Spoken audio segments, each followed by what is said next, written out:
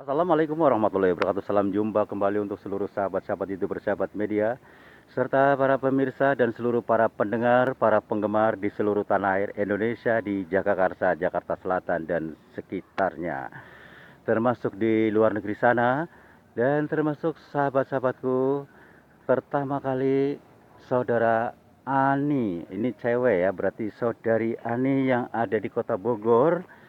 Beliau sudah menyampaikan salah satu atensinya yang masuk di studio kami Radio RAS yang ada, minta dijelaskan dengan adanya surat Al-Qiyamah ayat kedua ya, termasuk Al-Fajr ayat 27-30,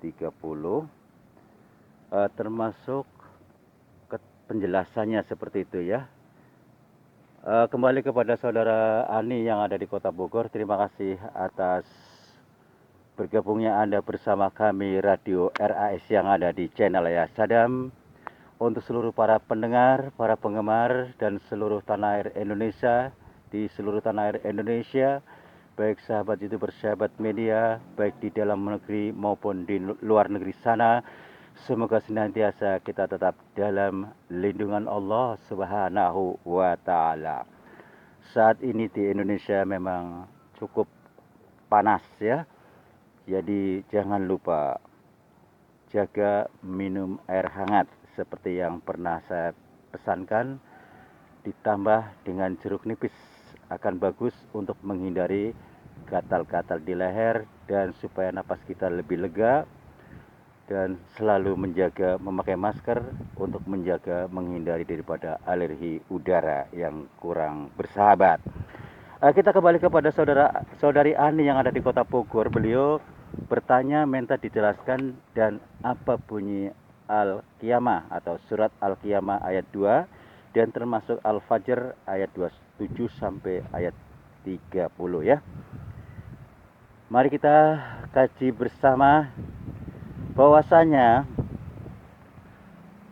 di sini termasuk menyinggung tentang masalah nafsu mutmainah ya, bahwa Allah berfirman, ya ayyuha ya ay ya ayyatuhan nafsul mutmainah irji'i ila rabbiki radiyatan maradiyatan fadkhuli fi ibadi fadkhuli jannah.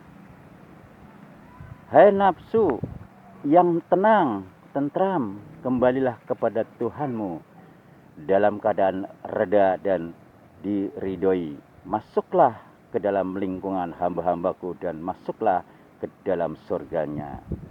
Ini surat Al-Fajr ya, saya membacakan kebalik ya, tidak ada masalah. Jadi ayat 27 sampai 30 bunyinya seperti tadi dan artinya juga sudah saya jelaskan. Dan saya akan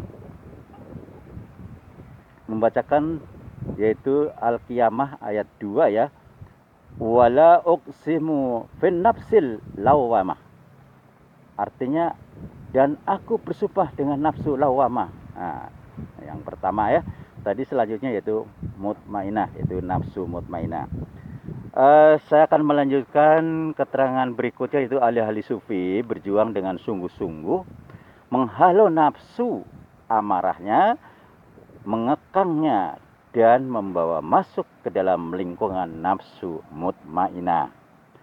Imam Husairi berkata, al-mujahadah fatmun nafsi anil ma'lufati wa hamluha ala hilafi hawaha fi umumil awqat.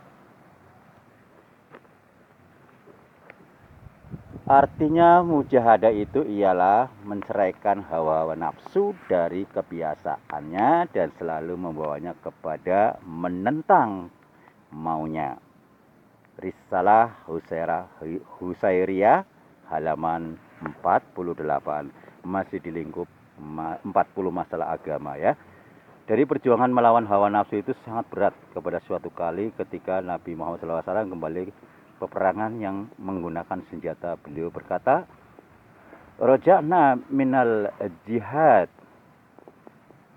ashari ilal jihad al-akbar. Kita kembali dari peperangan kecil dan langsung masuk ke dalam peperangan besar, yaitu peperangan melawan hawa nafsu. Imam Ghazali mengatakan dalam kitab Rodatut Talibin, begini artinya, hati-hatilah kamu dari hawa nafsu ini. Ia adalah musuh kita yang paling jahat, yang paling sukar mengalahkannya. Betapa tidak, sebab ia berada dalam diri kita, dalam tubuh kita. Maling, kalau ia berasal dari bersarang dalam rumah kita, sukar memberantasnya. Selain itu, ia masuk, tetapi masuk yang dicintai karena ia adalah dalam diri kita yang kita cintai. Manusia biasanya buta, tak dapat melihat aib orang yang dicintainya. Jalan satu-satunya untuk memberantas ialah dengan jalan selalu membawa dan digiring kepada takwa dan wara. Untuk itu kita harus mengerjakan 3 macam usaha, yaitu yang pertama melarang nafsu dari membuat semaunya. Yang kedua memberati dengan beban ibadah yang banyak. Yang ketiga memohon bantuan kepada Allah SAW atau kepada Tuhan Yang Maha Esa supaya ia menjauhkan kita dari bahaya nafsu angkara murka itu. Rodatut Talibin halaman 224 sampai 225. Perkataan Imam Ghazali ini terang gamblang, tidak perlu diberi komentar lagi, ya. Mudah-mudahan saudari Ani yang ada di Kota Bogor paham dan jelas atas penjelasan dari saya. Saya akan melanjutkan artinya yang baru saja saya bacakan. Dan tidaklah aku, kata Yusuf, membebaskan diri dari kesabaran atau dari kesalahan maksudnya, karena sesungguhnya nafsu itu suka menyuruh kepada jalan yang buruk. Yusuf ayat 53 tentang nafsu lawamah. Dan Allah juga berfirman, wala uqsimu bin nafsil lawamah, dan aku bersumpah dengan nafsu lawamah. Ini saya ulang kembali tadi, yaitu tentang surat Al-Qiyamah ayat 2 ya. Nah, di sini saya akan memperjelas kembali bahwasanya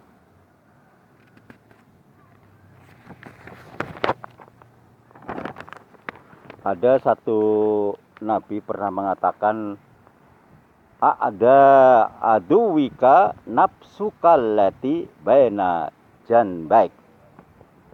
Musuhmu yang paling musuh adalah yang terletak antara dua rusukmu. HR Baihaqi Tanwirul Qulub hal 468.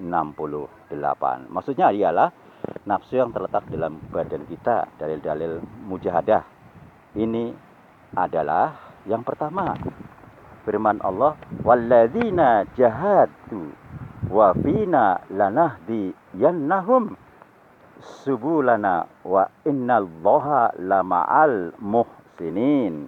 Dan orang-orang yang berjuang sungguh-sungguh dalam urusan kami, niscaya akan kami tunjukkan kepada mereka jalan kami, bahwasanya Allah bersama-sama dengan orang yang berbuat kebaikan.